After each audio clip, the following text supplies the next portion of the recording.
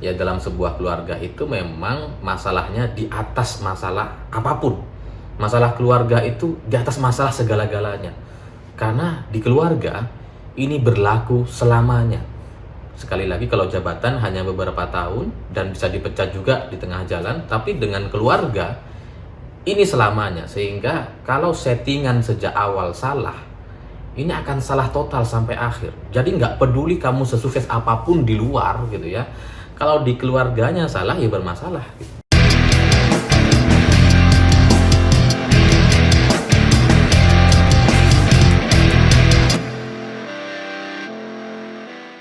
Selamat malam semuanya. Dalam 2 hari terakhir ini saya nggak bikin video karena ada beberapa kegiatan, dan kemudian saya juga mendapatkan banyak sekali informasi sehingga membuat saya jadi kayak kelelahan atau bahkan kebingungan ini mau dimulai dari yang mana. Jadinya ya 2 hari terakhir ini karena ada beberapa kegiatan, saya jadi cukup merenung gitu ya, dan kemudian ya main sosmed aja, nggak bikin video karena cukup terkuras emosi dan energinya gitu. Meskipun sebenarnya ada banyak sekali materi yang bisa saya ceritakan, tapi hari ini gitu ya, ini terlepas dari masalah politik, ini di luar soal urusan capres cawapres gitu ya. Ini disclaimer dulu, ini nggak ada hubungannya sama sekali, tapi dalam 2 hari terakhir ini saya merenung tentang banyak hal, tentang banyak kejadian gitu. Karena saya lihat gitu ya, masalah kita semua hari ini itu ternyata adalah masalah keluarga. Ya karena keluarga itu selamanya gitu. Kalau jabatan itu kan ya paling berapa tahun gitu ya, itu pun kalau nggak dipecat misalkan sama atasan. Tapi keluarga ini sejak awal menikah sampai kita mati itu akan menjadi masalah kita, akan menjadi tanggung jawab kita. Bahkan meskipun kita sudah cerai misalkan atau nikah dengan orang lain, tetap saja gitu, urusan anak, urusan mantan istri itu menjadi bagian dari masalah-masalah kita, dan itu berlaku sekali lagi selamanya sampai kita meninggal dunia. Sehingga hari ini saya ingin coba merenung dan bercerita gitu, karena ada banyak orang yang mungkin tidak menyadari bahwa masalah keluarga itu adalah masalah inti dari kehidupan kita ini gitu. Kalau kita perhatikan misalkan ada orang anggota TNI misalkan, ada dalam beberapa kasus ada anggota TNI yang sama sekali tidak melakukan kesalahan, tapi karena 1 atau 2 komentar istrinya di sosial media, sang suami yang pangkatnya sudah bagus, sudah dandim gitu ya, akhirnya dipecat atau dikeluarkan dari TNI.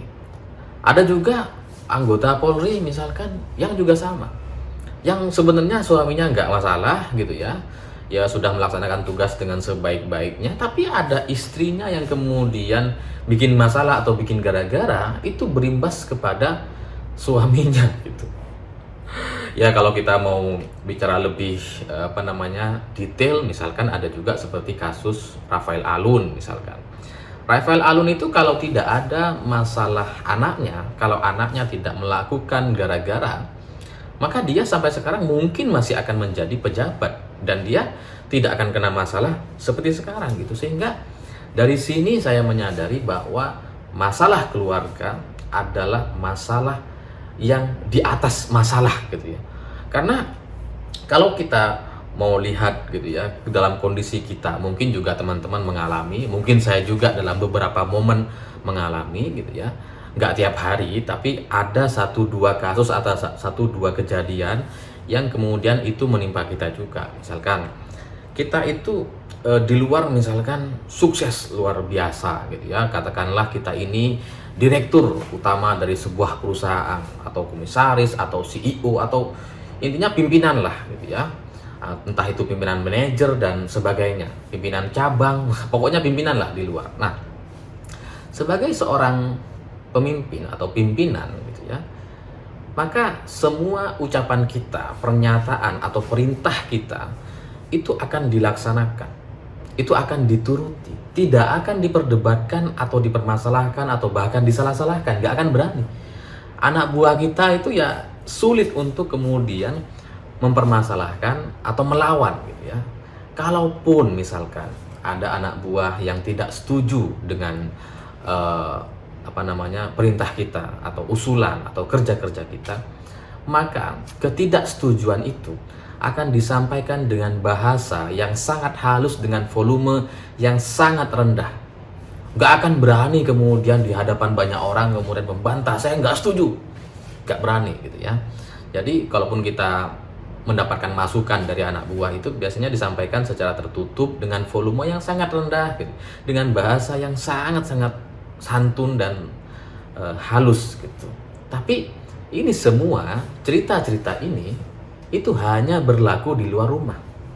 Di luar rumah itu di kantor misalkan, di perusahaan gitu kan, kita dihormati dengan sedemikian rupa. Tapi ketika sampai ke rumah, ceritanya bisa berbeda gitu. Karena di rumah ya meskipun nggak tiap hari, sekali lagi bisa saja kemudian terjadi perdebatan, kemudian bahkan ada juga orang yang diomelin. Jadi kebayang, di luar rumah begitu dihormati, setiap titahnya dituruti, sampai ke rumah jangankan dituruti, diomelin. Jadi cerita ini tentang cerita kita semua gitu. Karena kalau ya mungkin ini soal cerita banyak laki-laki gitu ya, karena keberanian kita di luar rumah itu berbeda dengan keberanian kita di dalam rumah. Di luar rumah misalkan kita berani melawan siapapun, aparat misalkan, TNI, Polri, berani. Terus kemudian ngelawan siapa? Lawan usaha kita atau kompetitor kita, kita berani. Berhadapan-hadapan, berani. Melawan keputusan-keputusan yang mereka ambil, kita berani. Bahkan ngurusi preman, kita berani juga. Pokoknya kalau di luar rumah itu ya banyak orang yang berani gitu, memberikan kebijakan, pokoknya siapapun lah, Amerika, Eropa, berani kita lawan. Tapi di dalam rumah ini ceritanya bisa jadi berbeda gitu. Karena apa? Ya karena cerita di dalam rumah adalah soal hubungan suami istri yang terjalin selama beberapa tahun, bertahun-tahun, dan akan berlaku selamanya. Makanya ini yang kadang membuat banyak suami atau laki-laki jadi bermasalah gitu. Karena mental mereka itu terganggu gitu. Di luar rumah, wah misalkan artis gitu kan, di luar rumah tuh ya orang-orang selfie, wah menghormati gitu ya, ngajak makan, ngajak jalan-jalan, pokoknya di luar rumah tuh sangat-sangat dikagumi lah gitu ya. Tapi di dalam rumah, pulang ke rumah dia semua perlakuan-perlakuan orang di luar itu nggak terjadi di dalam rumahnya. Makanya kemudian ini kadang mengganggu. Tapi sampai di sini itu nggak apa-apa gitu ya. Itu kan cerita kita semua, dalam beberapa momen kadang kita mengalami itu gitu ya. Tapi semua cerita ini akan menjadi satu masalah besar kalau istrinya sampai melewati batas kewajaran. Apa itu batas kewajarannya? Adalah soal kewenangan dan kekuasaan yang dimiliki. Jadi kalau misalkan ada suami punya kekuasaan, dia pemimpin di sebuah perusahaan, pemimpin cabang misalkan, pemimpin daerah, maksudnya pemimpin perusahaan tingkat daerah misalkan gitu ya. Kemudian orang yang punya kuasa ini, si kekuasaan suami ini dimanfaatkan sama istrinya. Istrinya mulai cawe-cawe misalkan gitu ya. Wah, istrinya nggak suka sama staf yang itu karena misalkan ketika dia datang dia nggak senyum. Bisa aja dia protes sama suaminya dan suaminya jadi nggak punya kemampuan untuk menolak. Karena kalau dia nggak suka, kalau dia nggak mau terima omelan-omelan istrinya atau ketidaksukaan istrinya, dia jadi bermasalah selamanya di rumahnya. Jadi ya terpaksa menuruti kemauan istrinya. Misalkan ya udahlah kamu pecat ya. Kenapa dipecat Pak? Wah ini alasannya, ada lah alasannya gitu ya. Kita bisalah cari alasan gitu kan. Wah ini karena kamu kurang perform. Oh karena kamu terlalu baik atau gimana lah. Pokoknya ada lah alasannya gitu. Nah, inilah yang kemudian cenderung menjadi masalah. Kalau kekuasaan, kewenangan yang dimiliki oleh suami, oleh para lelaki, kemudian dimanfaatkan oleh istrinya yang tidak terlibat apapun dalam keputusan-keputusan yang seharusnya dia bikin. Seorang istri harusnya nggak ikut campur gitu ya. Tapi kalau istrinya sudah ikut campur, inilah biang kerok masalah atau kesalahan atau awal mula kehancuran. Ya karena dari sini kita akhirnya jadi belajar juga gitu bahwa ya dalam sebuah keluarga itu memang masalahnya di atas masalah apapun. Masalah keluarga itu di atas masalah segala-galanya. Karena di keluarga ini berlaku selamanya. Sekali lagi kalau jabatan hanya beberapa tahun dan bisa dipecat juga di tengah jalan, tapi dengan keluarga ini selamanya. Sehingga kalau settingan sejak awal salah, ini akan salah total sampai akhir. Jadi nggak peduli kamu sesukses apapun di luar gitu ya. Kalau di keluarganya salah ya bermasalah. Gitu. Makanya kemudian ada banyak artis yang sukses di luar, terkenal, kaya raya, tapi masalah keluarganya nggak selesai, hancur berantakan juga semua karir-karirnya gitu. Jadi dari sini saya belajar bahwa ya ini cerita untuk kita semua lah bahwa settingan di keluarga itu harus benar sejak awal. Kalau sejak awal pernikahan sang istri sudah berani untuk ngomel-ngomel, ya ngomel nggak apa-apa sih, maksudnya sampai menggunakan kekuasaan gitu ya, sekali dibiarkan maka itu akan berlaku seterusnya. Sekali diberikan itu akan merasa si istri akan merasa bahwa ya itu menjadi haknya. Dan kalau suatu saat kita kemudian ingatkan, nggak boleh ya, dia akan berontak. Makanya, sekali lagi, dalam keluarga itu, settingan sejak awal harus benar. Kalau salah, maka selamanya akan salah.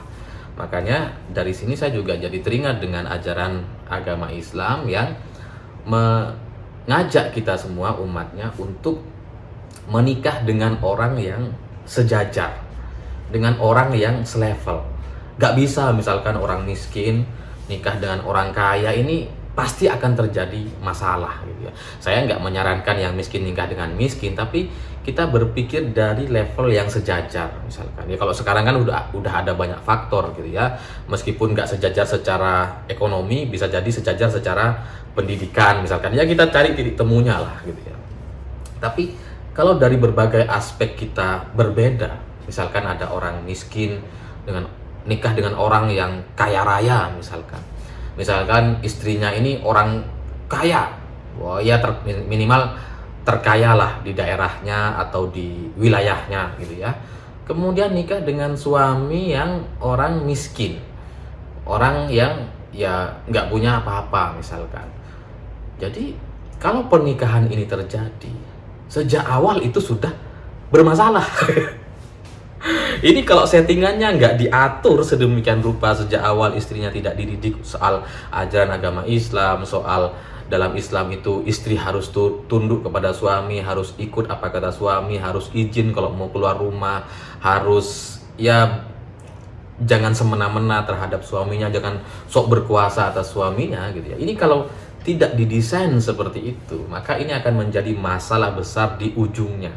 Sehingga kan ada banyak cerita gitu ya, istrinya ini orang kaya misalkan gitu kan, terus kemudian ya karena dia orang kaya, karena kehidupan kita ini butuh biaya, maka sejak awal istrinya sudah mengendalikan. Jadi misalkan sang suami butuh apa ya dari istrinya, butuh usaha dari istrinya misalkan. Jadi ya karena mungkin awalnya sang istri merasa dia memberikan atas nama cinta awal pernikahan misalkan, iya saya ikhlas, saya memberikan karena cinta dan sebagainya. Tapi dalam satu titik tertentu sang istri akan merasa bahwa dia berkuasa di sana, dia akan meminta timbal balik. Jadi ya misalkan dia sudah membiayai sejak awal gitu kan, ya sang suami harus ikut gitu. Jadi kalau settingan ini dibiarkan sejak awal, dituruti sejak awal, dibenarkan, diberikan sedikit kekuasaan itu sejak awal, maka sampai akhir berapapun uang, berapapun kesuksesan yang dimiliki oleh suaminya tetap tidak akan ada apa-apanya, karena sejak awal yang berkuasa, yang memberikan modal, yang memberikan kemudahan adalah istrinya.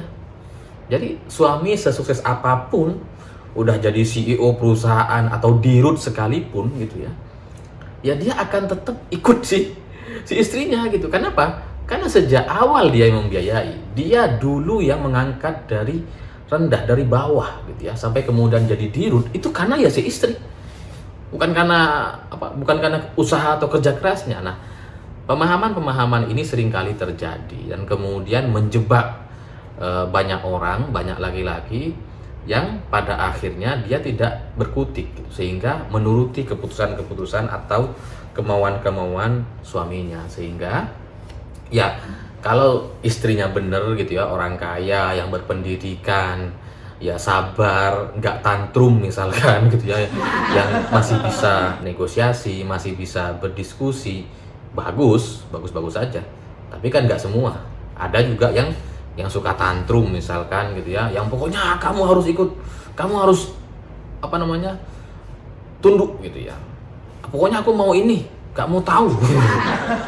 Ada juga yang nggak gitu, sehingga ya kalau ini dibiarkan itu akan menjadi masalah besar. Dan ya kembali lagi, ini renungan bagi kita semua, tidak ada hubungan sama sekali dengan soal politik atau apapun gitu. Ini hanya perenungan saya pribadi dari banyak sekali informasi dan kejadian yang saya terima dalam 2 hari terakhir ini, dan saya berkaca kepada diri saya sendiri dan cerita banyak teman-teman saya gitu ya, bahwa cerita ini nyata ada di tengah-tengah kita, tapi kadang kita tidak mau mengakuinya itu. Sehingga mari kita sadari, supaya dengan kesadaran awal itu kita harap kita bisa memberikan sedikit perubahan, sedikit perbaikan, agar ke depan semua keluarga kita itu menjadi lebih baik.